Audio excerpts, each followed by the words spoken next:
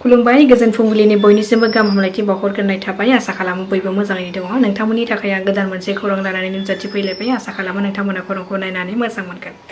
BPF आरो UPPL दोलोआ गोरोबलायनायनि थांखिसिम सौहैनो हायैखौ लानानै गबिन्द बसुमतारीनि बिबुंथि।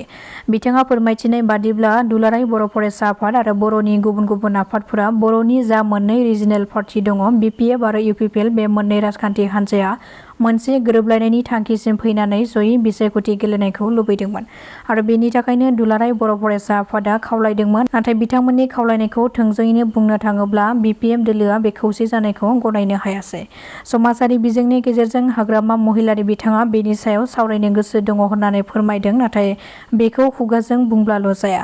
जेराव बिथाङा मोननै राजखान्थि हान्जाजों खौसेयै बिसायख'थि गेलेनो नांगौ होननानै गुबुन गुबुन आफादफोरा खावलायबाय थानायनि गेजेरावनो हाग्रामा महिलारि बिथाङा सा 22 बिजाथिफोरनि मुंखौ फोसावनानै होग्रोदों। हाग्रामा महिलारिनि बेबादि बिजाथि फोसावग्रोनायनि गेजेरजोंनो नुनो मोनो बिथाङा खौसे जानो थाखाय गोसो गैया। जुदि हाग्रामा महिलारि बिथाङा सावरायनायनि गेजेरजों खौसे बिसायख'थि गेलेनो गोसो दंमारोमोनब्ला बिजाथिखौ फोसावनानै होग्रोनाय नङामोन होननानै गावनि बिबुंथिनि गेजेरजों फोरमायदों गबिन्द बसुमतारी बिथाङा।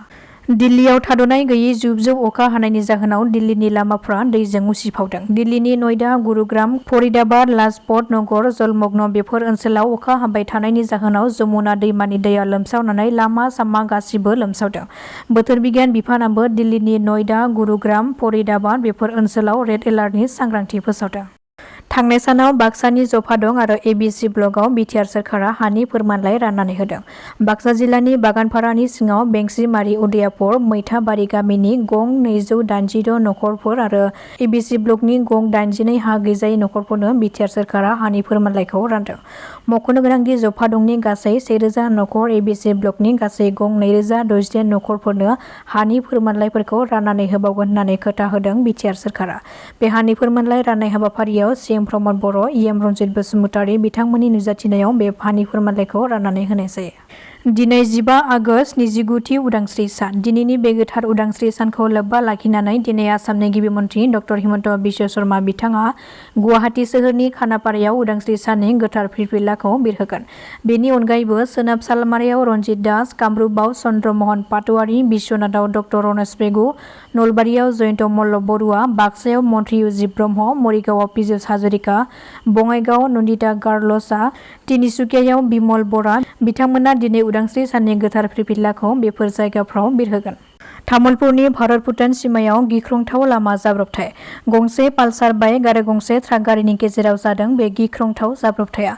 जेराव बे जाब्रबथायावनो बाइकआव गाखोनाय सानै लाइमोनफोरा जायगायावनो जिउ खहा जायो। जाथायनि सोमोन्दै मिथिनो हानाय बादिब्ला ट्राक गारिया भुटाननिफ्राय फैबाय थानाय समावनो गंसे पालसार बाइकआ मोखांजों मोखां सौग्रावलायो। जेराव पालसार बाइकआ ट्राक गारिनि सिङाव हाबलाङो आरो बाइकआव गाखोनाय सानै लाइमोनाबो जायगायावनो जिउ खहा जायो। बे जाब्रबथायाव जिउ खहा जानाय सुबुंफोरखौ खुदिराम बिश्वास आरो गुबुन सासेखौ आकाश बिश्वास होननानै सिनायथिनो होदों। जाथाय जानाय खौरां मोननायनि उनाव पुलिसआ जायगायाव थांनानै गोथैखौ बोखांहैयो। नाथाय जाथायखौ खालामनानै दायनिगिरि ट्राक ड्राइभारआ खारखोमालाङो। रायजोनि मोनब्रै जिल्लायाव दिनै अखा हागोननि सांग्रांथियारि रादाब फोसावदों बोथोर बिगियान बिफाना। दिनै उदांस्रि साननि समावबो सांग्रांथि होजानाय जिल्लाफ्रानो जादों कामरुप, नगाव, मरिगाव आरो कार्बि आंलं। बेफोर जिल्लाफ्राव दिनै बोथोर बिगियान बिफाना गोमो गाबनि सांग्रांथियारि रादाब फोसावदों। बेफोर जिल्लाफ्राव दिनै हरखाब अखा बार फैनायजों लोगोसे सारअन्थाइ फैनायनिबो सांग्रांथि होदों बोथोर बिगियान बिफाना। आसाम पुलिसआ समाजारि बिजोङाव हादोरनि बेरेखा गाज्रि बिबुंथि होग्रा सुबुंफोरनि थाखाय मोनसे गोख्रों सांग्रांथियारि रादाब फोसावदों। मख'नो गोनांदि समाजारि बिजोङाव नंखाय आइडि एबा मुंजों हादोर बेरेखा बाथ्रा बुंग्रा सुबुंफोरखौ आयेनारि फिथाइनिफ्राय रैखा होनाय नङा। मिथिनो हानाय बादिब्ला दासिम समाजारि बिजोङाव हादोरनि बेरेखा खोथा बुंग्रा सुबुंफोरखौ गासै 104 जनखौ खानाय जादों आरो बेनि हेंथायै पुलिसआ सिग्रोमनायाबो सोलिगासिनो दङ।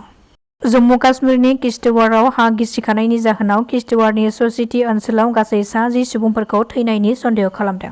बे हरखाब हा गिसिखानानै फबसिनजानाय खौरां मोननाय लोगो लोगोनो NDRF, SDRF आरो जायगानि सुबुंफोरा नागिरनाय खामानिखौ जागायजेनो। बे जाथायखौ लानानै केन्द्रीय मन्त्रि जितेन्द्र सिंहआ किश्तवाड़नि डिप्टी कमिशनारजों सावरायदों होननानै गावनि ससियेल मिडिया एक्सनि गेजेरजों फोसावदों। गुवाहाटी पुलिस कमिशनार पार्थसारथि मन्ट'आ आयेन जारि खालामनायाव बिथांनि सोमोनांथाव बिहोमानि थाखाय साबसिन सिबिथायनि थाखाय हादोरगिरिनि मेडेलजों मान होनाय जायो। बेनि अनगायैबो रौनिया हान्जानि साथा मावख'गिरिफोरखौ साबसिन साहस आरो गावसोरनि बिबाननि फारसे बाउसोमनायनि थाखाय मानगोनां हादोरगिरिनि जोहोलाव बान्थाजों मान होनाय जादों। हादोरगिरिनि जोहोलाव बान्थाखौ मोनगिरिफोरनि गेजेराव एसपि गौरब अभिजित, दिल्लीप एसडिपिअ हेमन्त कुमार बर' आरो गुबुन सासेया कनस्टेबल लकिर रन्जन दास। बेनि अनगायैबो बे बोसोराव आसाम पुलिसनि गासै सा 13 मावख'गिरिफोरनो हादोरगिरिनि बाखनायथाव सिबिथाव मेडेलजों मान बावनाय जादों। दासिमनि खौराङा एसेनोसै। नोंथांमोना खौरांखौ नायनानै मोजां मोनदोंब्ला चेनेलखौ साबस्क्राइब खालामनानै लानो हागोन। गोजोन्थों।